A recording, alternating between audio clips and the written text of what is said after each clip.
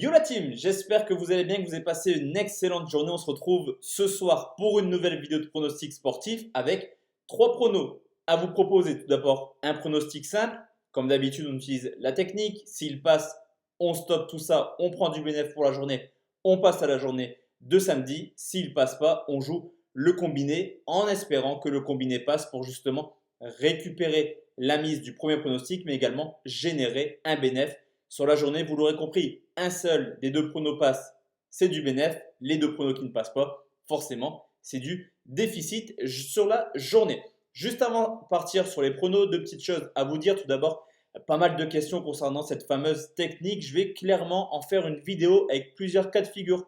Ça vous permettra un petit peu de voir comment cette technique peut marcher sur le long terme. Je ne dis pas qu'elle est sûre à 100% car rien n'est sûr dans les paris sportifs. Je le répète semaine après semaine, mais en tout cas, ça nous permet généralement de dégager quand même du bénéfice sur les journées. Deuxième petite chose à vous dire, demain soir avec Julien Bien, rendez-vous habituel, la team Twitch, la team Parieur, on sera en live pour pronostiquer la rencontre de Bundesliga entre Fribourg et Gladbach. On vous attend clairement avec impatience et merci car vous êtes de plus en plus nombreux à nous suivre dans ce projet qui est vraiment extrêmement emballant et qui, je trouve, au fur et à mesure des lives, vous plaît énormément. En tout cas, on prend beaucoup de plaisir à être avec vous en live quasiment tous les 2-3 jours pour pronostiquer des rencontres de football.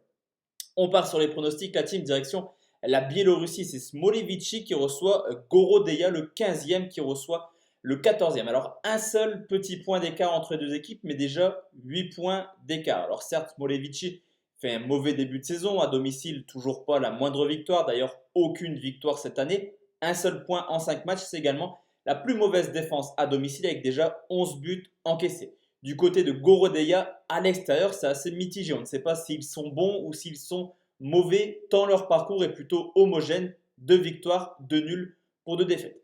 Pour trouver un petit peu un pronostic fiable dans cette rencontre, on va regarder plutôt l'état de forme. On remarque que forcément Smolevici ne gagne pas en ce moment. Je vous l'ai dit, 0 victoire sur les 11 premières rencontres de Biélorussie, mais dans les 6 derniers matchs, ils ont marqué dans 4 rencontres différentes.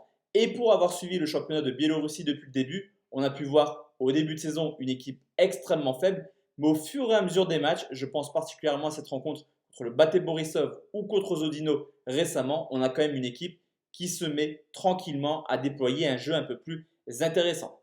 Du côté de Gorodeya, là c'est totalement l'inverse. Après un très bon début de saison, en ce moment ça tourne vraiment moins bien. 6 matchs sans victoire, 0 clean sheet, mais toujours un petit peu cet élan offensif hors de leur base. 6 rencontres à l'extérieur, ils ont marqué dans 5 matchs différents. Historiquement, l'an passé, les équipes se sont rencontrées forcément 2 fois en aller et lors du match retour. 7 buts au cumul des 2 matchs, donc on a vraiment un match qui semble être assez prolifique, surtout qu'il n'y a pas d'autre choix pour Smolevici. Il faut gagner pour essayer de rattraper un petit peu toutes les équipes qui sont en bas de classement. Du côté de Gorodeya, après 6 matchs sans victoire, il faut foncer et il faut prendre les 3 points contre une équipe qui ne s'est jamais imposée. Sur ce match, je vois du but, la cote est plutôt intéressante et je vais partir sur les deux équipes marques côté 1,90.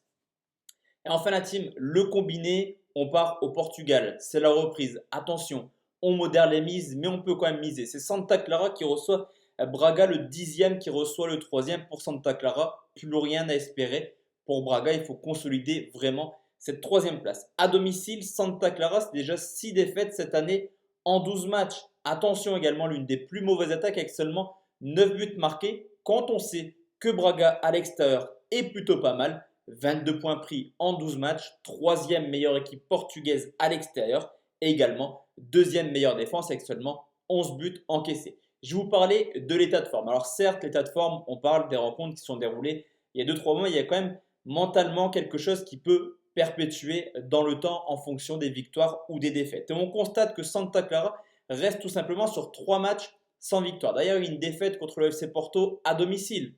Porto, Benfica, le Sporting, Famalicão, toutes les grosses équipes cette année se sont imposées à Santa Clara, alors que Braga en 2020 clairement marchait sur l'eau. 8 victoires, 9 victoires plutôt, un seul match nul, des victoires contre Porto et Benfica, vous l'avez compris, Braga était extrêmement informe. On rajoute à cela le fait que historiquement, depuis la remontée de Santa Clara, il y a eu 3 rencontres, 2 à Braga, une à Santa Clara. 2 victoires pour Braga, un match nul. Le match nul, c'était à Santa Clara où Braga menait 3-0 à la mi-temps et s'est fait rejoindre 3 buts partout. Je pense que Braga est favori et capable de le faire, surtout que Santa Clara n'a pas grand-chose à espérer en fin de saison. Victoire de Braga, c'est coté tout de même à 1,54. Et enfin la team, le dernier pronostic, on va forcément parler un petit peu, avant de faire le live, de Fribourg qui reçoit Gladbach, le 8e qui reçoit le 4e. Deux équipes qui peuvent encore espérer quelque chose. Pour Fribourg, c'est l'Europa League. Pour Gladbach, une qualif en Ligue des Champions à domicile. Fribourg capable du meilleur comme du pire. 6 victoires, 6 défaites. On pourrait penser qu'on a des matchs plutôt prolifiques, mais paradoxalement, on a l'une des équipes les moins prolifiques plutôt de Bundesliga avec seulement 2,3 buts à domicile. Idem du côté de Gladbach, c'est bien beau le Gladbach à domicile, mais à l'extérieur, dans l'ensemble de la saison, on a également une équipe qui marque très peu. Alors certes, c'est quand même 22 buts marqués, mais au contraire de ce qui se passe à domicile, c'est peu pour Gladbach. Là aussi, on a une équipe très peu prolifique, 17e équipe avec en moyenne 2,6 buts. Au vu de ces premières stats, deux équipes qui ne sont pas forcément à l'aise à domicile ou à l'extérieur, qui marquent peu, qui encaissent peu, tout porte à croire qu'on aura un match avec très peu de buts. Cependant, ça reste la Bundesliga et même si Fribourg en ce moment ne montre pas grand-chose, on a une équipe de Gladbach qui ne cesse d'encaisser des buts. En 2020, un seul clean sheet en 12 rencontres, mais surtout une équipe qui se met à marquer constamment 2, 3, voire 4 buts. On l'a vu encore une fois le week-end dernier avec Plea et Thuram qui sont extrêmement chauds et qui ne cessent de marquer semaine après semaine.